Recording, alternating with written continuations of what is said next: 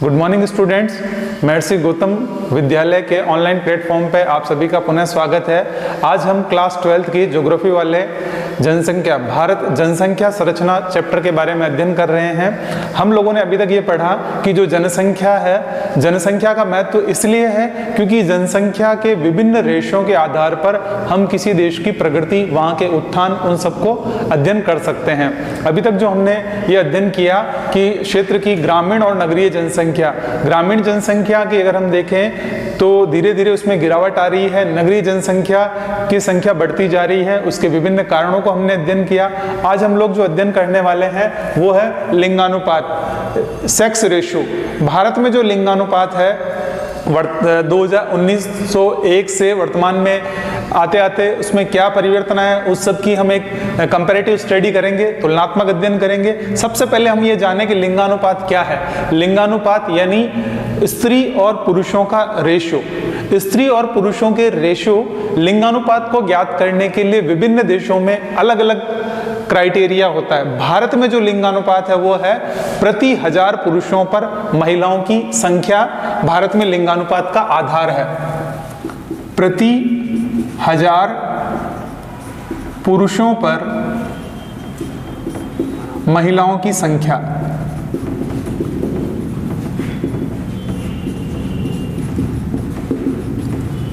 ये कहलाता है लिंगानुपात। लिंगानुपात जो सेक्स रेशियो है उसका फॉर्मूला क्या है, यहां ये हो जाएगा प्रति महिलाओं की संख्या, कुल महिलाओं की संख्या, कुल महिलाओं की संख्या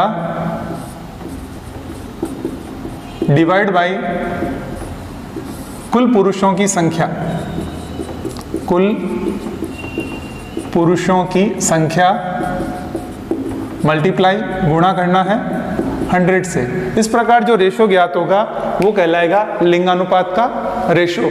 अब इस लिंगानुपात के साथ साथ हम इस चीज पे आगे ये अध्ययन करते हैं कि भारत में जो लिंगानुपात है वो रेशो 1901 से लेके 2011 तक रेशो किस प्रकार रहा, एक हम ग्राफिकल डायग्राम के माध्यम से समझेंगे। यहाँ ये जो दिया हुआ है, ईयर दिए हुए हैं, कौन कौन से ईयर हैं, नीचे ईयर लिखे हुए हैं और इस तरफ लिखा है प्रति 1000 पुरुषों पर महिलाओं की संख्या, यानी 1000 पुरुष हैं, वहाँ जो महिलाओं की संख्या है वो भारत में लिंगानुपात कहलाता है।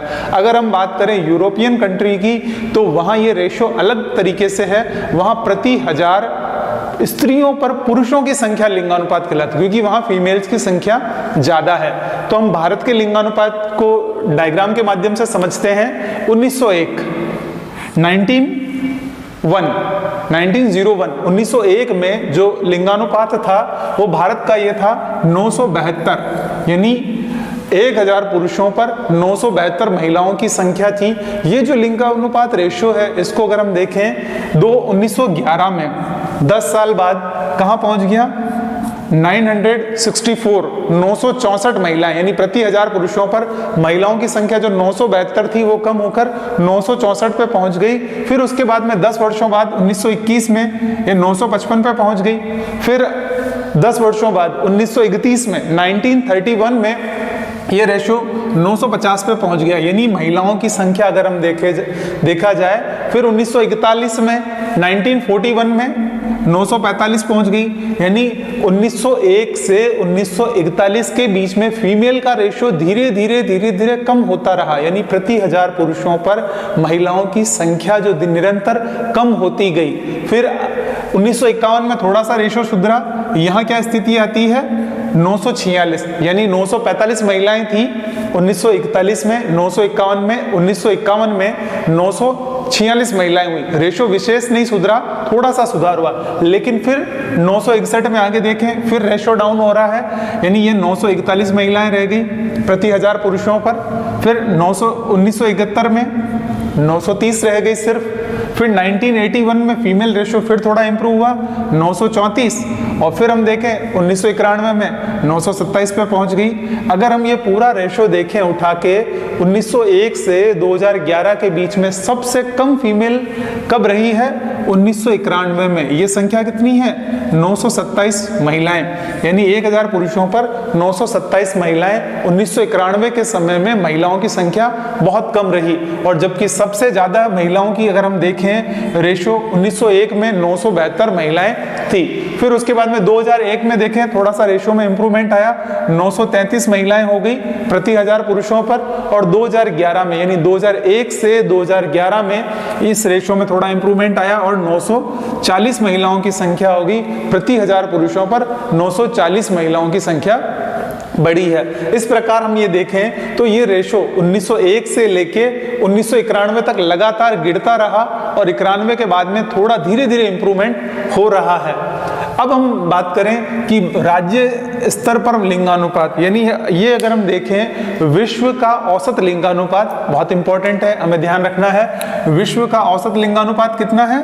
984 महिलाएं, यानी 984 फीमेल्स हैं विश्व में, 1000 पुरुषों पर 984 फीमेल है। जबकि ये रेशो अगर हम देखें तो भारत का रेशो विश्व के औसत लिंगानुपात से काफी नीचे है। यहाँ पे हमारे 940 महिलाएं हो रही है, यानी अगर हम ये देखें तो यहाँ इस रेशो को देखें तो यहाँ ये 44 फीमेल्स कम हो रही है, यानी विश्व रेशो से हमारा रेशो काफी नीचे है। अब हम बात करें तो ये जो लिंगानुपात है 2011 का औसत लिंगानुपात कितना है?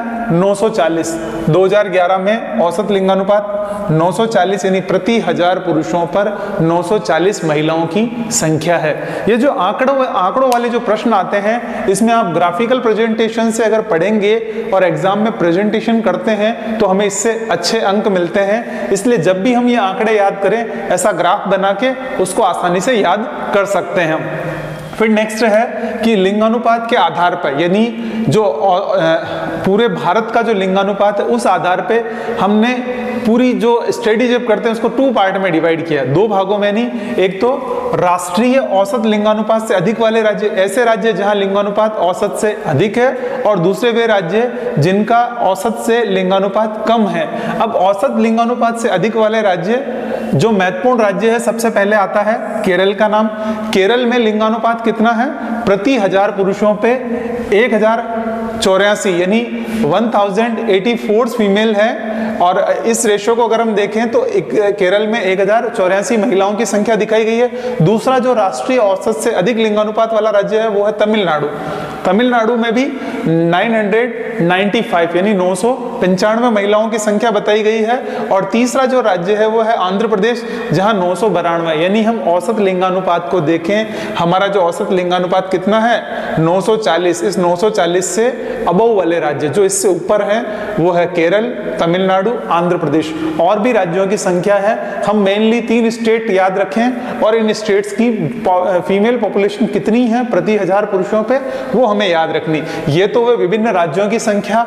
ये है केंद्र शासित प्रदेश, ऐसे केंद्र शासित प्रदेश जो राष्ट्रीय औसत लिंगानुपात से अधिक हैं। उसमें आता है पांडिचेरी, जहां 1031 महिलाएं हैं, यानी 1000 पुरुषों पर 31 फीमेल्स एक्स्ट्रा हैं, अधिक हैं। फिर लक्षद्वीप, जहां 945 है, यहां अगर हम देखें तो 1000 पुरुषों पर 945 महिलाओं की संख्या दिखाई गई, यानी दोनों ये आंकड़े औसत लिंगानुपात से अधिक है।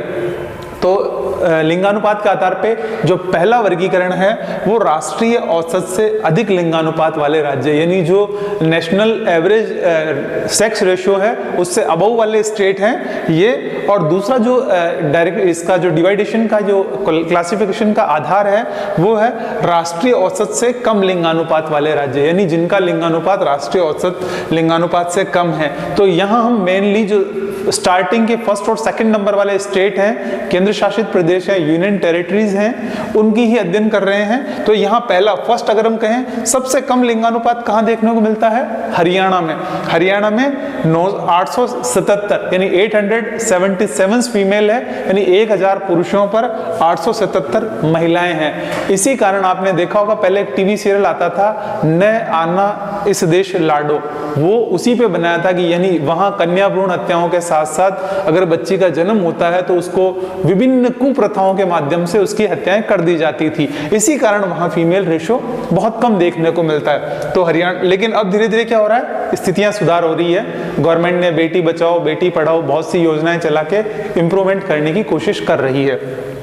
तो राष्ट्रीय औसत से कम लिंगानुपात राज्य में सबसे पहला नंबर आता है हरियाणा का, दूसरा आता है सिक्किम का। वहां फीमेल रेशियो कितनी है? 889, 889 महिलाओं की संख्या है। फिर जो महत्वपूर्ण केंद्र शासित प्रदेश हैं उनमें अगर हम देखें दमन और दीप, जहां पे 616 फीमेल है, दमन और दीप जहां 616, दादरा और नागर हवेली 775 और चंडीगढ़ 818। आपके जो बुक है उसमें यहाँ राज्यों की संख्या में कम लिंगानुपात में जम्मू कश्मीर राज्य को दिया गया है। आप ध्यान रखिएगा जम्मू कश्मीर अब राज्य नहीं होकर 2 केंद्र शासित प्रदेशों में विभाजित हो गया, जम्मू एंड लद्दाख। तो आपकी जो नोटबुक में है उसमें आप इंप्रूवमेंट कर ले, सुधार कर लें। और फिर उसके बाद में जो आता है इंपॉर्टेंट प्रश्न जो बनता है सर्वाधिक गिरावट, यानी सर्वाधिक गिरावट का 2001 से 2011 के अगर हम आंकड़े देखें, 2001 से 2011 के मध्य सर्वाधिक गिरावट यानी फीमेल रेशो में सबसे ज्यादा गिरावट कहां हुई है? वो दमन और द्वीप में हुई है। कितनी है? 92 का डिफरेंस देखने को मिला, यानी दमन और द्वीप में महिलाओं की संख्या में काफी कमी आई है। फिर हम देखें एक दशक में सर्वाधिक वृद्धि वाले, यानी दशक यानी 2001 से 2011 के बीच में फीमेल रेशो में जहां इंप्रूवमेंट हुआ सबसे ज्यादा वृद्धि कहां हुई है? वो है मिजोरम स्टेट में, मिजोरम राज्य में। और सबसे कम वृद्धि वाला राज्य है उत्तराखंड। यानी यहाँ ये जो है ये स्टेट्स को शो कर रहे हैं, ये दमन और दीप जो कि यूनियन टेरिटरीज एरिया है। तो आपको ध्यान रखना है सर्वाधिक दशकीय वृद्धि मिजोरम राज्य में हुई है और सबसे कम दशकीय वृद्धि उत्तराखंड राज्य में हुई है। राष्ट्रीय राजधानी क्षेत्र दिल्ली की अगर हम बात करें तो वहां भी दिल्ली के लिंगानुपात में क्या हुई है? इंप्रूवमेंट हुआ है, वृद्धि हुई है। अब प्रश्न ये आता है कि हम लोग ये लिंगानुपात वाला स्टडी क्यों करते हैं? लिंगानुपात किसी भी देश का लिंगानुपात वहां की सामाजिक व्यवस्था, वहां की आर्थिक और वहां के विकास को निर्भर करता है, वहां की साक्षरता इन सबको दिखाता है। पहली चीज अगर हम देखें तो लिंगानुपात जहां डिस्टर्ब होगा वहां सामाजिक अपराध बढ़ते हैं। साथ ही अगर हम ये कहें कि वहां उस देश की, उस क्षेत्र की मानसिकता को दिखाता है कि मेल और फीमेल रेशो को लेके मेंटेलिटी क्या है। जहां फीमेल रेशो डाउन हो रहा है वहां कहीं ना कहीं ये कारण है कि वो राष्ट्र पुरुष प्रधान है, वहां महिलाओं की अपेक्षा पुरुषों को अधिक महत्व दिया जाता है। तो ये सारे विभिन्न कारण, विभिन्न सामाजिक स्थितियां हमें लिंगानुपात से पता चलती है। अब नेक्स्ट जो प्रश्न आता है दिमाग में ये आता है कि भारत में जो लिंगानुपात है 1901 से लेके 2011 तक की स्थितियों को देखें तो ये कम होता आया है, इसके पीछे क्या कारण है? लिंगानुपात के कम होने के विभिन्न कारण दिखाए गए हैं। उन कारणों को हम पॉइंट वाइज अगर देखें, सबसे पहला बिंदु ये आता है पुरुषों की अपेक्षा स्त्रियों की अपेक्षा पुरुषों को अधिक महत्व देना।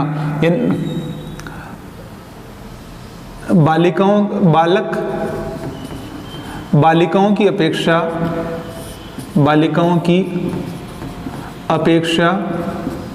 बालकों को अधिक महत्व, बालकों को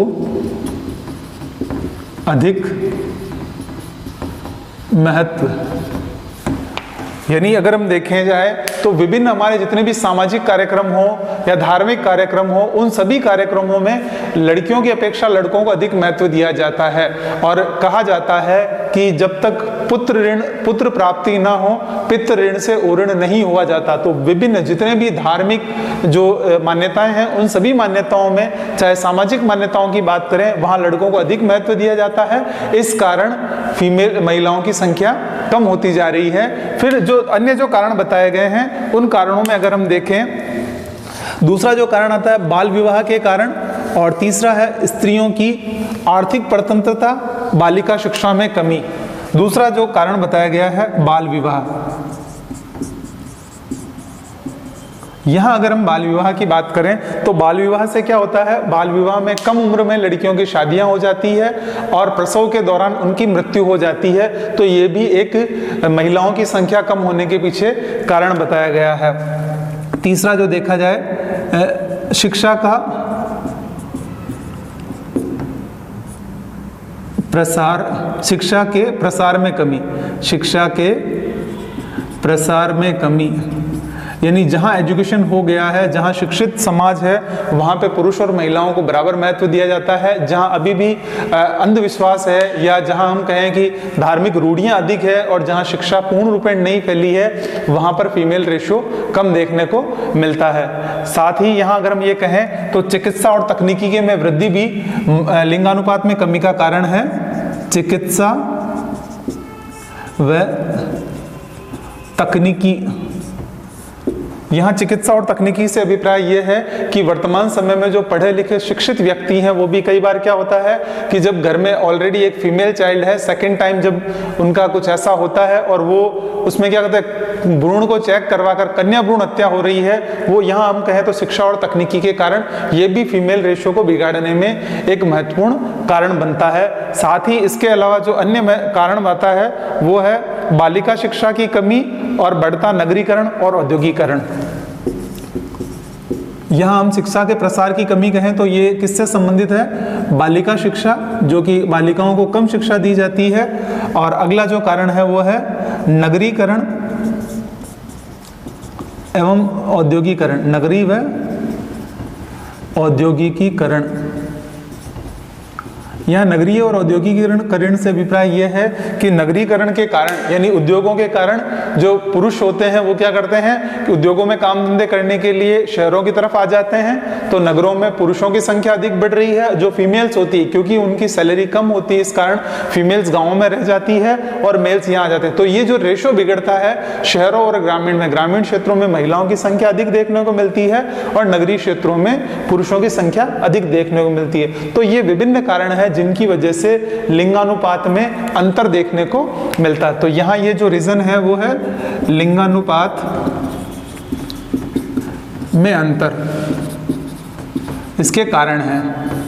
तो आपको एग्जाम की दृष्टि से ये चीज ध्यान रखनी है और इन पॉइंट्स के अलावा भी आप और भी पॉइंट इसमें इंक्लूड कर सकते हैं। एक बार जो हमने पूरा पढ़ा उसको रिवीजन कर लेते हैं संक्षिप्त में। सबसे पहले हमने ये पढ़ा कि लिंगानुपात क्या है, प्रति 1000 पुरुषों पर महिलाओं की संख्या को हमने लिंगानुपात कहा। फिर लिंगानुपात का हमने फॉर्मूला देखा। उसके बाद हमने ये पढ़ा कि राज्य स्तर पर लिंगानुपात यानी 2011 के अनुसार औसत लिंगानुपात 940 है, विश्व का औसत लिंगानुपात 984 है। फिर हमने ये इसमें अंतर पढ़ा कि औसत लिंगानुपात को 2 आधारों पर बांटा, राष्ट्रीय औसत से अधिक लिंगानुपात वाले राज्य, राष्ट्रीय औसत से कम लिंगानुपात वाले राज्य।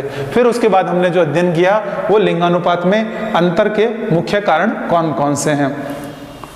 इसी के साथ हम ये चैप्टर कंप्लीट करते हैं और इस टॉपिक की समाप्ति होती है। नेक्स्ट वाली क्लास में अगले टॉपिक के साथ हम अध्ययन करेंगे।